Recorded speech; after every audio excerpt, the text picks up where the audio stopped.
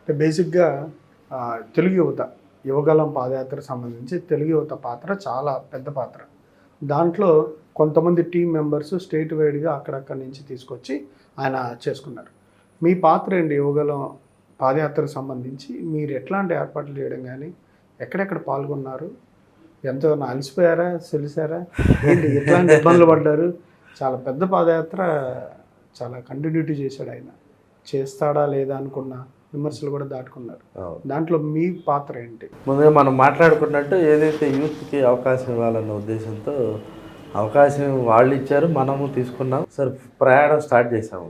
First నా పాత్ర వచ్చేసరికి అకామిడేషన్, అంటే సాయంత్రం వచ్చేసరికి లోకేష్ గారి బస్సు ఏర్పాట్లు కానీ, వాలంటీర్స్ ఒక 150 మంది ఉండేవాళ్ళు, వాళ్ళ బస్సు ఏర్పాట్లు కానీ, కంటైనర్స్ అందులో ఒక 100 మంది, ఏదైనా దగ్గరగా 300 మంది 350 మంది ఈ బస్సు ఏర్పాట్లు చూడటం నా మెయిన్.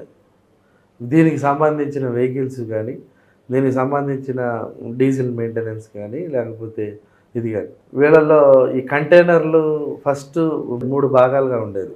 సార్ లోకేష్ గారు పొద్దున్నే 9ంటికి పాదయాత్ర మొదలు పెడితే సాయంత్రం శిబిరానికి, ఏదైతే నైట్ హాల్ట్ శిబిరానికి వచ్చేసరికి 6 గంటలకు కానీ 5 గంటలకు కానీ వచ్చేసాడు. ఈ 6 గంటలు 5 గంటలకు వచ్చేసే లోపల మేము ఎన్ని కష్టాలున్నా, బండి దిగబడిపోయిందా, వర్షం పడిందా, ఇవన్నీ సంబంధం లేకుండా లోకల్ లీడర్స్తో కోఆర్డినేట్ చేసుకొని క్రెయిన్లు ఇవన్నీ తెప్పించుకొని అన్నీ సదును చేసిన తర్వాత వాటర్ రిసోర్సెస్ ఎక్కడ ఉన్నాయి దగ్గరలో అవన్నీ చూసుకొని పెట్టుకోవటం. మార్నింగ్ 9 నుంచి ఈవినింగ్ 6 లోపల యుద్ధ ప్రాతిపదికన, అంటే సినిమాలో కనుక ఒక సెట్ వేయాలంటారు సార్, సెట్ సాయంత్రం కల్లా అయిపోవాలన్నట్టు, హీరో గారు సాయంత్రం కల్లా వస్తారన్నట్టు లోకేష్ గారు సాయంత్రం కల్లా వచ్చేటప్పుడు ఖచ్చితంగా ఆ కార్యక్రమాలన్నీ అయిపోవాలి. అవ్వకపోతే మనల్ని సుదీర్ఘమైన పాదయాత్ర దాదాపు 16-17 కిలోమీటర్ల యావరేజ్గా నడిచేవాడు. మధ్యాహ్నం అరగంట మాత్రమే రెస్ట్ తీసుకొని, అది కూడా అప్పుడు కూడా లోకల్ నాయకులతో మాట్లాడి, అక్కడున్న లోకల్ కమ్యూనిటీస్తో మీటింగు, ఒక్కోసారి కల్లుగీత కార్మికులతో మీటింగు, మత్స్యకారులతో మీటింగు, లేకపోతే విద్యార్థులతో మీటింగు, టీచర్స్తో మీటింగు, బీసీ సోదరులతో మీటింగు, రకరకాల మీటింగులు ఉన్నాయి. 16 కిలోమీటర్లు ప్రయాణం చేసి వచ్చే లోపల నా పాత్ర, నేను ఇవన్నీ రెడీ చేసి సెట్ చేసి పెట్టాలి. ఒక్కోసారి బస్సు లోకేష్ గారు క్యారవాన్ ఇబ్బంది వచ్చినా మనమే చూడాలి, లేదు అని ఇవన్నీ వచ్చినా మనమే చూడాలి. నైట్ హాల్ట్లో సెటప్ ఏ స్థలంలో ఎటువైపు వేయాలి, కిచెన్ ఎటువైపు పెట్టాలి, ఇవన్నీ పెట్టాలి. ఇవి కూడా వాస్తు, అప్పుడు కూడా వాస్తు సహజంగా ఆయన బస్సు తూర్పు ఫేస్ తిరిగి చూడాలి. ఇది సహజంగా సెంటిమెంట్ ఉంటుంది, మనం అవన్నీ చూడాలి.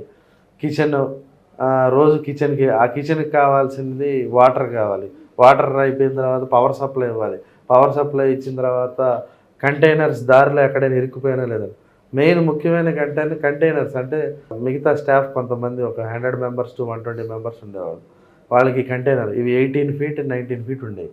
లోకేష్ గారి పాదయాత్ర మొత్తం రూరల్ గ్రామాల్లోనే జరిగింది, నేషనల్ హైవేల మీద వీటి మీద జరగల. కోర్ అంటే ఈ ప్రాంతానికి పల్లె వెలుగు బస్సు వచ్చిందో లేదో కూడా తెలియదు. అలాంటి ప్రాంతంలో మేము 18 అడుగుల కంటైనర్లు మేము 6-7 తీసుకెళ్ళాము. ఏమాట కాబట్టి కొంతమంది కరెంట్ డిపార్ట్మెంట్ వీళ్ళు సహకరించారు, కొంతమంది ఏమో మేము ఎందుకు సహకరించాలన్నారు. కరెంట్ డిపార్ట్మెంట్ సహకరించకపోతే ఆ వైర్లు ఎత్తలేము, మనం ఇవన్నీ చేయలేము. పర్సనల్గా మంగళగిరి నుంచి నేను ఒక 4గురిని 20,000 రూపాయలు, మనిషికి 20,000 రూపాయలు ఇచ్చి 4-20,000 80,000 రూపాయలు, ₹1,00,000, దాదాపు 1,50,000 అలా నేనే సొంత డబ్బులు పార్టీకి కాంట్రిబ్యూట్ చేద్దామన్న ఉద్దేశంతో ఆ 4గురిని పెట్టడం, ఆ 4గురిని మానిటర్ చేయటం, ఎక్కడ సమస్య వచ్చినా మళ్ళీ నేను అక్కడికి వెళ్ళిపోవటం. అది 40 కిలోమీటర్లు అవ్వచ్చు, 50 కిలోమీటర్లు. ఎన్ని నెలలు చేశారు అట్లాగా? 8.5 నెలలు, 8.5 months. మధ్యలో చంద్రబాబు నాయుడు గారు అరెస్ట్ అయినప్పుడు 1 నెల బ్రేక్ వచ్చింది. ఆ బ్రేక్ 8.5 months to 9 months. కానీ ఒక్కోసారి అనిపించేది ఆయన కష్టంతో పోలిస్తే మా కష్టం కొంచెం చిన్నదే అని.